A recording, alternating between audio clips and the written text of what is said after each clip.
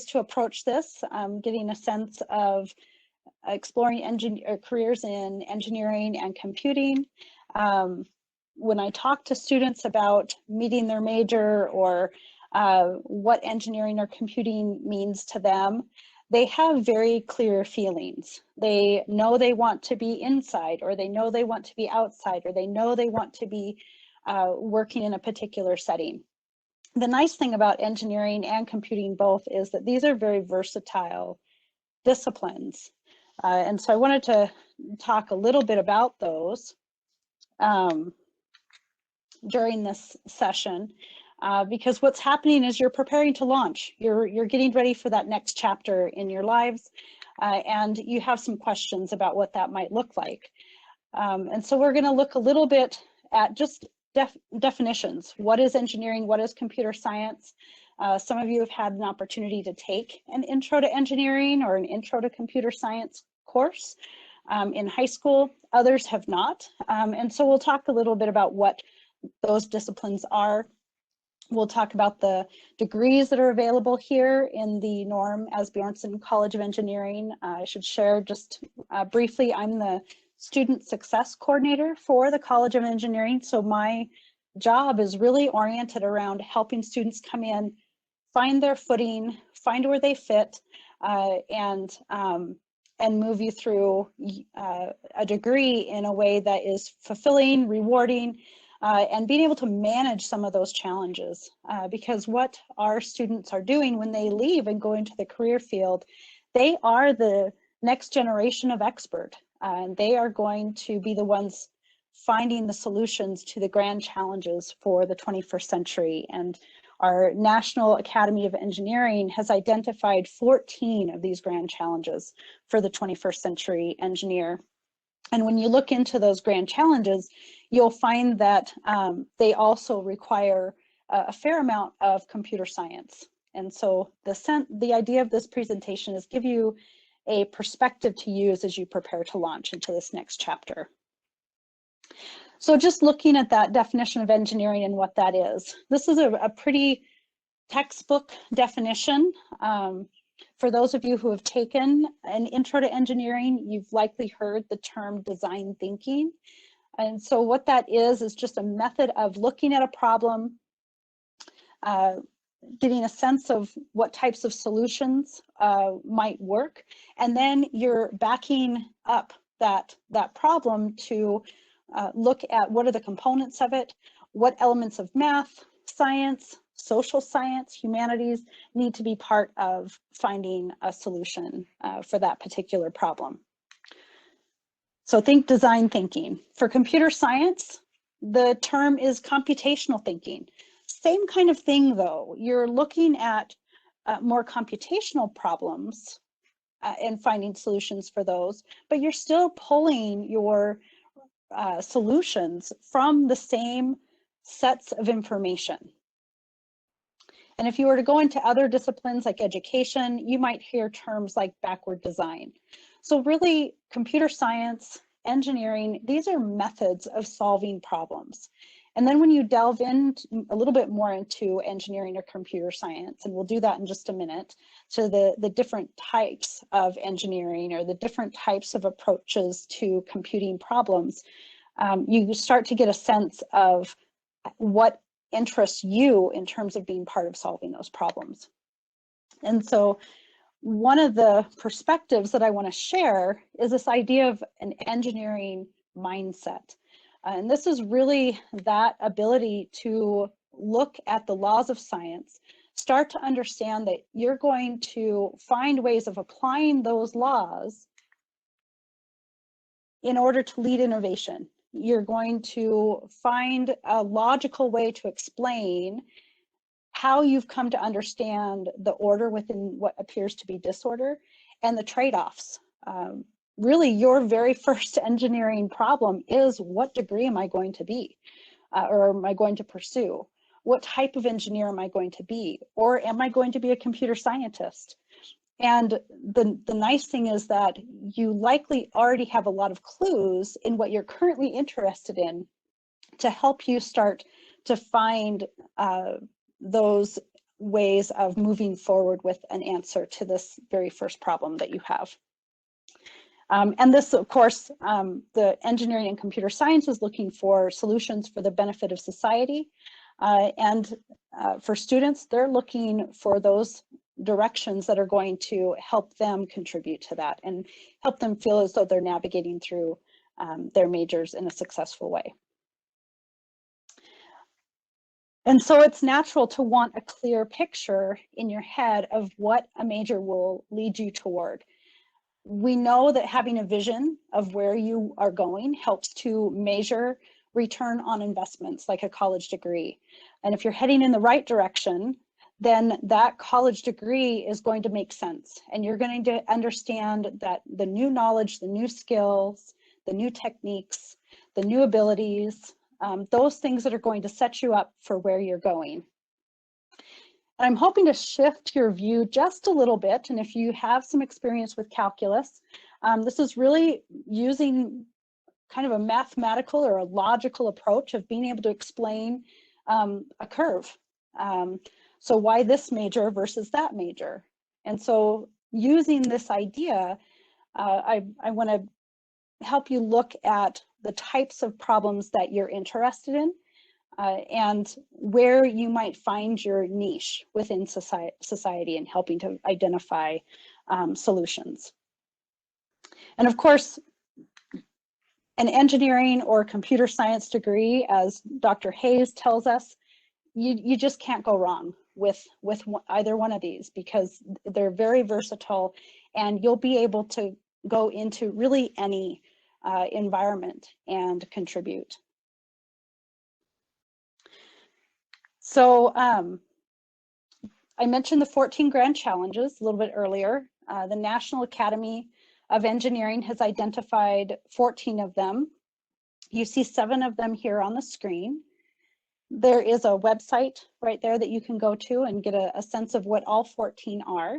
But for our purposes, I want you to just take a look at this list and find one, maybe 2 that stand out to you, the ones that you're like, yeah, that I could wrap my head around.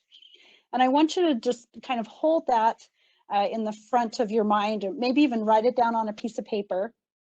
So as we're going through this next part of the presentation and talking about the degrees that are available through the Norm Asbjornson College of Engineering, you'll have a better sense of which 1 or 2 of these majors is going to help you reach that target interest related to that grand challenge that intrigues you so much.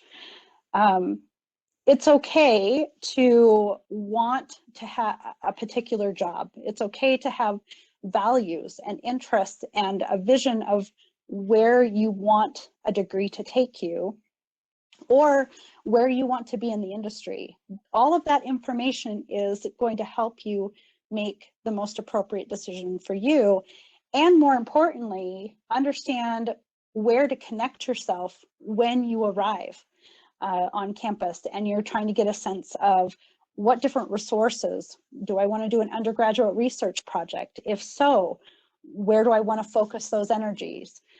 Do I want to be involved in other on-campus activities? And you'll be a little bit more intentional about those resources. Likewise, when you're experiencing some of those challenging parts of going to college, you'll have a better sense of going and talking to instructors about some math problems that you're trying to understand, or a physics professor in terms of understanding those challenging physics concepts. And you'll be excited about that because you'll have this overarching motivation to solve these problems.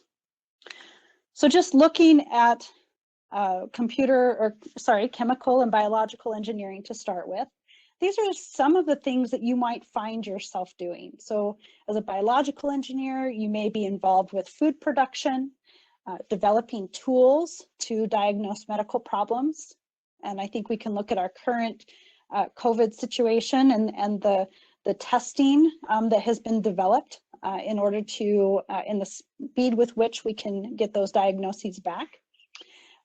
There's also bioremediation projects like parks. Golf courses often are designed in order to serve a bioremediation purpose.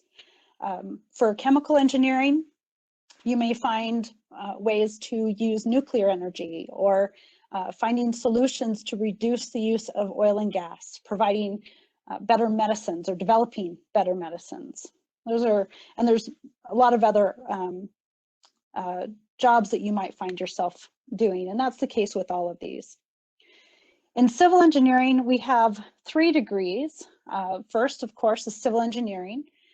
So that's like city planning, city waterways, revitalizing transportation structures, designing buildings. You know, some of those ideas probably already came to your minds. Environmental engineers are looking at ways to maintain animal habitats, so rivers and streams. You may also find a need or yourself developing biocements to go out into, they do this in eastern Montana, where engineers will go, environmental engineers will go out and they will get a sense of the environment. They'll create a biocement using the materials, the soils that are in that area, and then they will use that biocement to close oil well boreholes that they haven't been able to successfully close with other methods. You may also find yourself restoring clean water. And of course, we have construction engineering technology. This is one of those unique degrees where you're really getting set up to serve in any capacity in a construction company, or even a civil engineering company that has a construction component. You may manage crews on construction projects. You may work as a land surveyor. You may be a project estimator. There's a variety of different jobs you may find yourself doing with a construction engineering technology degree. For electrical and computer engineering, this is your hardware. So electronic systems, designing those systems, maybe designing sound systems, testing embedded systems on rockets or ships. My nephew is an electrical engineer with NAVSEA, and he tests different devices before they go on the ship. And the goal is to break them in the lab before they break on the ship. You may also be finding ways to reduce noise pollution. One of our student projects teams is working on a clean snowmobile project. And you know, initially I thought that meant energy, like the oil and gas that maybe goes into those machines. And as I've learned more about that project, it's actually, they're looking at making snowmobiles less noisy so that they can be out in those pristine environments and enjoying the outdoors without interfering with others who are trying to do the same. We also have computer engineering, so really looking at those microprocessors for laptops, for example. Maybe even looking at some of our snappy electronics like iPhones, and also looking at systems that are going to secure cyberspace. Computer science is that software aspect. And for our computer science school, or School of Computing rather, there are actually 3 options in this department. There are 2 different approaches to computer science as a science focus. You may be an IT specialist, a data scientist for a research team, or a security analyst in a variety of settings. You may also want to use this methodology in a particular area like health sciences or education, or even you know, maybe you have a niche that you want to fill in a particular discipline that you're going to focus on as a minor. For computer scientists who have more of an artistic approach, so maybe software development, game designing, website management, that computer science arts degree may be a more appropriate direction. And then finally, our mechanical and industrial engineering department has 4 degrees in there. The very first one that I'll talk about is financial engineering. This is a new and a developing field, but currently our graduates are finding themselves in bank management, looking at risk or investment risk. They've also found themselves in large corporations, regulating their finances. But there's new and, there's just a lot happening with this particular discipline. Industrial and management systems engineering. I've been, one of the quips from our undergrads is that IMSE students make stuff efficient. And so they're really looking at increasing the ability to care for patients in a healthcare setting, or improving production flow in an automotive company, maybe even testing the integration between humans and machines. There's just a variety of things that you can find yourself doing with this particular degree, maybe even creating efficiencies around public policy.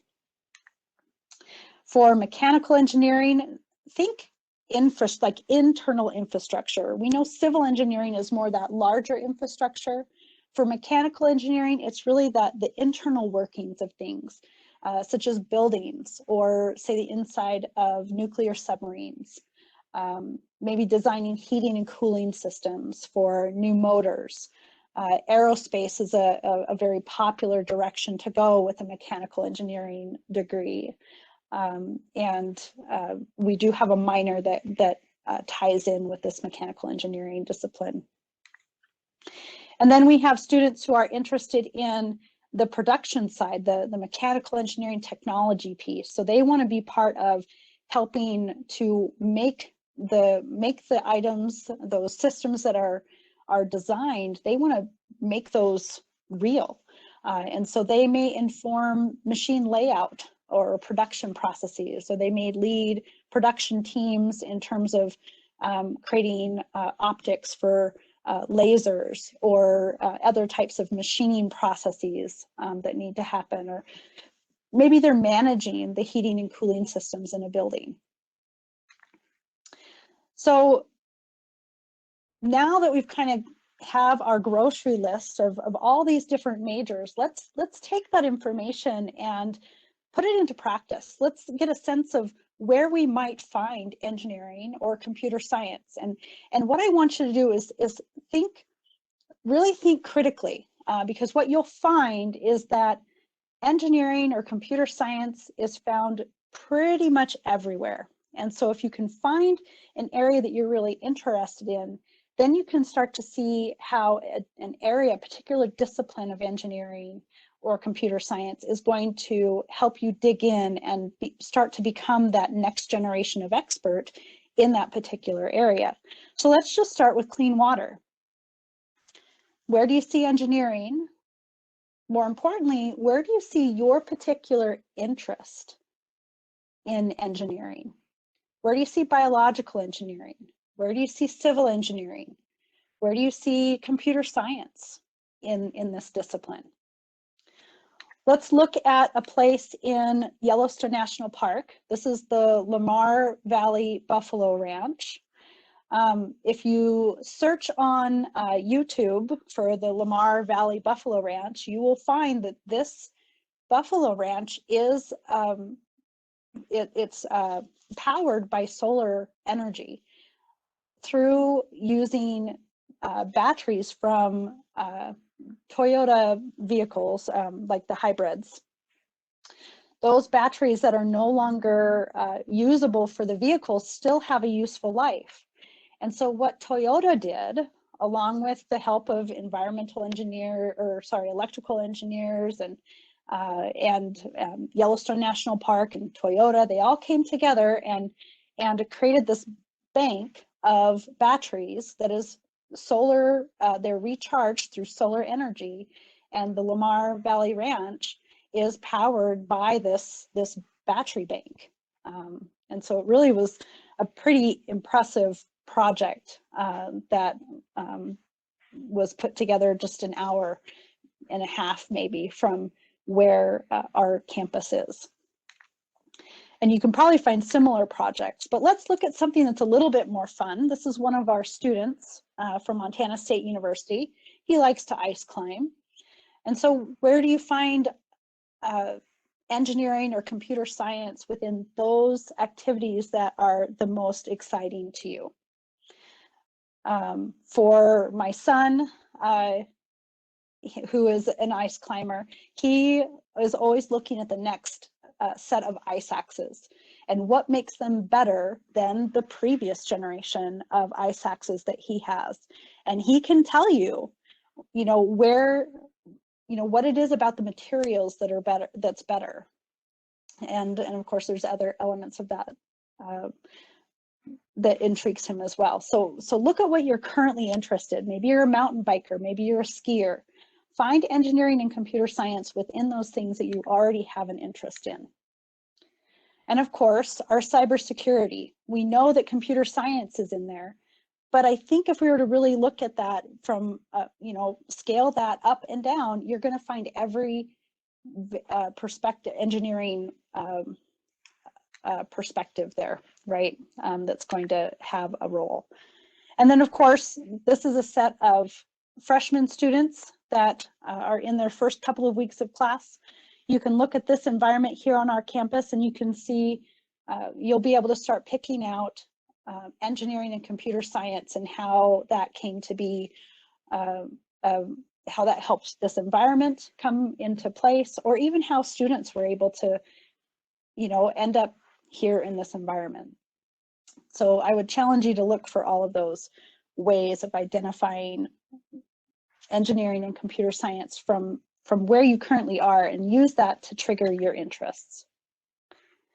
So pick your problem and get a sense of what these problems look like to you and what really excites you about contributing to the solutions of those problems. And with that perspective, this is my contact information. If you have additional questions, please feel free to reach out to me either through email or phone number. And then you can also field questions through the admissions office. We have a variety of ways for you to connect with current students, as well as academic advisors within departments, and just get your questions answered. Absolutely. Thank you so much, Jennifer. This was really helpful, and I hope everyone enjoyed it as well. That being said, we do have about 15 minutes for questions. If anybody has any questions that's currently logged on to the call, do not hesitate to drop those in chat. We are able to answer those. I did get a couple questions in the meantime. We're waiting a couple other questions to funnel in. But Jenna, if you could just speak a little bit about the engineering specific resources that are available to students in terms of academic support, but also professional support with internships and various stuff like that. Absolutely. So our college works very closely with our career services and internship office. In fact, when I regularly have employers calling and talking to me about how to connect with our students. So it's exciting. It's exciting to see that employers recognize our students as people that they want to have come and work for them. And so to make those opportunities accessible, we do a couple different things. Students can look at a jobs board that's available on the Career Services website. There's also 2 career and internship fairs, one in the spring and one in the fall. And we coach students on how to prepare for these invitations, these opportunities to find jobs that intrigue them. And I am also an advisor. I work with freshman students who are coming in and exploring engineering or computer science. And I tell them, all right, here's your spreadsheet. Your first career fair shouldn't be the one that you're trying to get an internship or a job at. And this is how you prepare. These are the different events that you go to. Go to the dinner that they have to coach you on, what's the right etiquette to use in different environments. And so we have those opportunities for students from their freshman all the way through their senior year. In terms of academic support, we have very robust tutoring opportunities through the university. We also have peer mentors in the College of Engineering, and these are students who are juniors and seniors, and they remember what it's like to be a freshman and a sophomore, and just needing a safe space to ask questions like, I don't even know what a biological engineer does. And just because how else would they know? This is a new environment. This is this is new information. And to be honest, the careers are changing every day. Dr. Hayes himself has said, get your degree in a particular area that you have an interest in and that you have some talent with, and then go. Because the chances are in 10 years, you're going to be doing things that just don't exist today. And I think all of us can relate to that, that work here on campus, because we're all in jobs that maybe didn't exist 5 years ago, 6 years ago. My job here is a reflection of the need to be able to meet students where they're at and move them forward. And so if there's a resource that students need and we don't have it, we figure out, do we need it? How do we put it in place? And how soon can we get that out and going? And so communication with students is what I do in our college, so that we can have the latest and greatest resources available for students in our college, because we want students to come in and we want them to finish in a discipline that is intriguing to them. So I don't know if that answers your question, but. No, that was very awesome. Thank you so much for touching on that. We did just get actually a variety of questions that all relate to the same topic. Okay. What laptop would you recommend for an engineering student? Okay.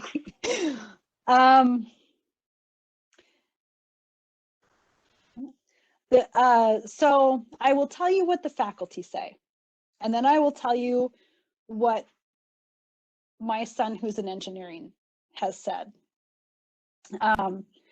So faculty will say, get the computer that, the platform that you're most comfortable with, and get as much of the memory, the RAM, get as much of all of that stuff that you can afford. You don't necessarily have to worry about technical programs like CAD or SolidWorks. Those are resources that are available anywhere here on campus. They're quite pricey programs, and oftentimes if a student is in a particular class and they need that software, there'll either be a student version that they have access to for a short period of time, or they really are going to be working on that program with a group of students. And so being in a lab with a group of students is going to be a little bit better of a way of using that. So platform that you are most comfortable with, and then as much memory and flashy stuff that you can afford is what I would say. They have all these technical terms, but my son purchased his computer, and he wished he had gone with a different platform that he was more comfortable with. So he is making it work because he invested that money in it. But that was the one thing he wished he had done, that he had gone with a platform he was more comfortable with. Our bookstore here also has been able to work with students and tell them what's most common. And so you could call our bookstore and ask those questions of them, and they can tell you what is most popular with the students today. And that's probably the most accurate information that you will find, is what students are currently buying through the bookstore. And they have some good packages through there too. Awesome, thank you. Another question that we got is, how easy is it to swap majors within the engineering department? Quite easy. We have the luxury of having one application process, and that happens at admissions. So if you're accepted to Montana State University, you're accepted to any of the degrees in our college, and you can swap. And students do. They'll come and they'll do a semester or maybe 2 semesters in a particular discipline. They'll realize they want to shift from, say, mechanical engineering to electrical engineering, and we facilitate that transition. We also have a general engineering program that allows students to come in, and it basically gives them 2 semesters to get started on their physics and their chemistry and their calculus, as well as some university core that all students need to take. I work with those students as an advisor, and we get them connected in with students and faculty and just different experiences, as well as an intro to engineering course. So that they can get a sense of where they fit and then move right forward. And they tend, the progress to degree completion can be in that same 4-year time frame. Awesome, thank you. Another question that we just got is a dual engineering major possible, such as mechanical and electrical engineering? Yes, I always ask students why. And I will ask a student that for anything. Because if they can tell me why they want to add a dual major like that and where it's taking them, and what specialties they're looking at moving into right out of college, then the investment of time which it would take to complete 2 robust degrees like that is going, they're going to be able to finish. Those are both in their own very challenging degrees. We have had students focus on one or the other and then pick up a minor in the other one, and that tends to be a little bit more feasible. A lot of times it takes conversations with the students about what are they thinking when they're tying those 2 things together, and how does that apply, or what really is their academic structure that they need. One way to look at a college degree is that you have talents in a particular areas, so math and science, and you have interests in particular areas as well.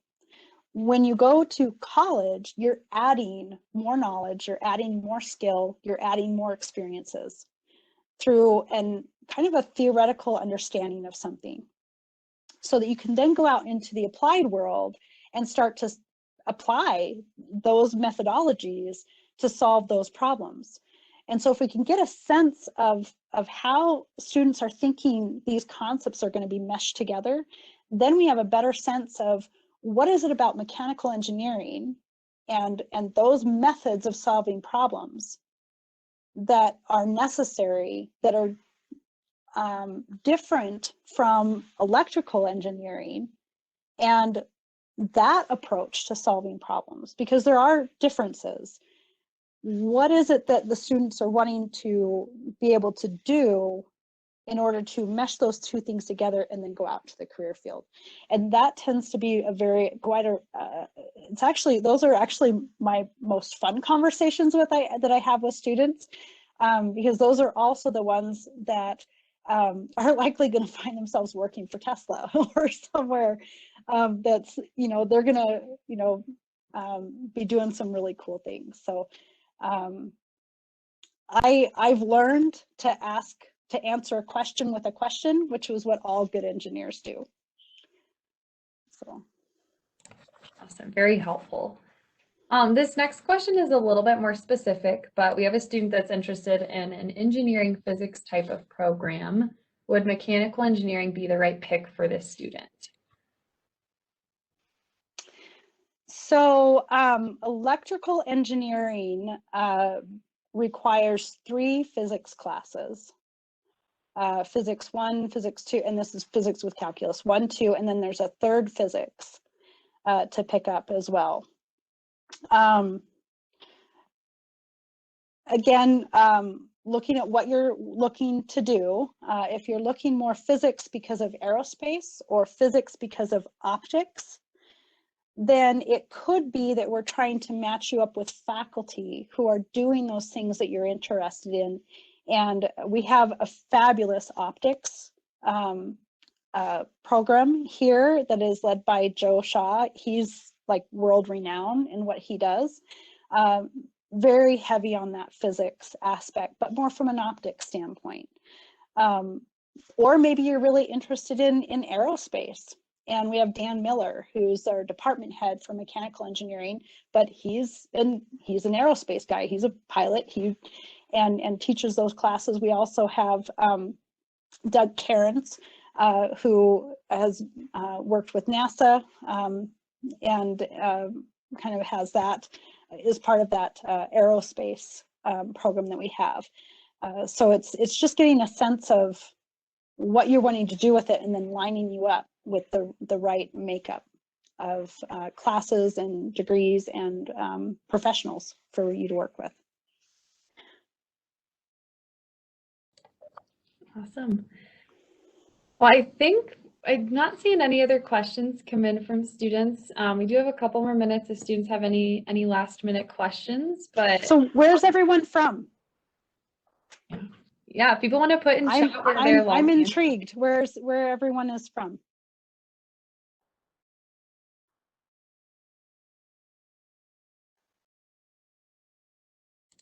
Awesome. We've got Bay Area, Wyoming, Chicago, Oregon, Minnesota, Boise, Atlanta, all sorts, all over the place.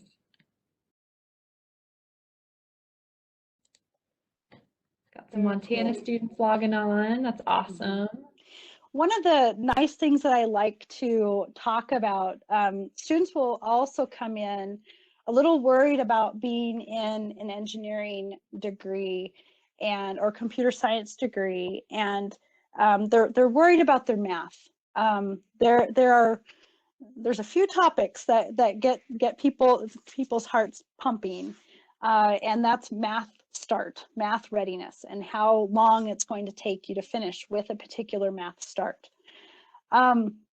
It might take you a little longer, but I don't know if you've been on our campus and if you've seen our flashy new building. Norm Asbjornson came from a small town in Montana and had some catching up to do with his math. But what we're really good at here at MSU is meeting students where they are and moving them to the next level. And we have great resources to be able to do that. It does mean that students are going to work hard, and Norm talks about that too. But if students are willing to work hard, we have the resources to help them be successful regardless of the math start that they're at. And we have a robust program that is meant to do just that, to connect with those students who are excited about engineering and computer science, and they just need that extra connection and support with our college as they're kind of getting that motivation and that excitement of kind of moving forward and seeing that, you know, these are majors for them too. So just know that we're excited. We believe wholeheartedly in Norm Asbjornson's just kind of how he made it to where he was. The $50 million he was able to provide for us to have this building. And it's just really kind of an exciting time to be with Montana State University and with this college. And I have this job because of that really kind of commitment to meeting students where they are and moving them to the next level. So hopefully that helps those of you who are a little kind of worried and nervous about you know, if this is for you. I would say, yeah, absolutely, it's for you. And come ready to work, because we're ready to work right there with you. That is super helpful. All right. Well, I know that we are still getting some questions. Jen, do you have time for one more or? Yep, I do. Okay, Yeah. perfect. One more question that we'll answer, and I know that more questions are coming in, but just know that we are happy to be a resource for you guys even after this virtual meeting. But to end with the last question, if we were to take classes in the summer before school started, would you suggest certain classes to prepare us? Well, math is always good. If you were to talk to Dan Miller, who's the mechanical and industrial engineering department head, we joke because he asks me what are the 3 most important things that students need to do to prepare for an engineering or computer science degree. And I talk about things like, you know, a good network and excitement. And he was like, no, it's math and it's math and it's math. So, you know, math is that muscle, right? And you want to have that muscle working and strong. And so math is always a good one. That said, not many high school seniors who are graduating this year are going to be excited about going right into a math class for the summer. And so, you know, I guess balance that with what you're trying to accomplish with your last summer before college. But if you do have time to pick up a math class and keep that momentum going with learning that material, that's what I would recommend. And because I would not disagree with Dan that that math is really an important piece. It's your language. That's how you're going to communicate how you're applying the laws of science. So, you know, spend that time getting immersed in that way of thinking and talking, communicating. So hopefully that answers your question. Absolutely. Well, we are going to wrap up today. We're just running out of time, but want to thank Jen for all of your great answers and information. And thank you to all the students that logged on tonight for this Meet Your Major webinar series with our College of Engineering. And I know, again, that there may be some questions that are still coming in that haven't been answered, but just know that both Jen and myself and everyone on MSC's campus are happy to address those questions as they come up. Again, we really appreciate everyone's time tonight. This has been recorded and will be made available on our website. But hope you guys have a great rest of your evening, and thanks again.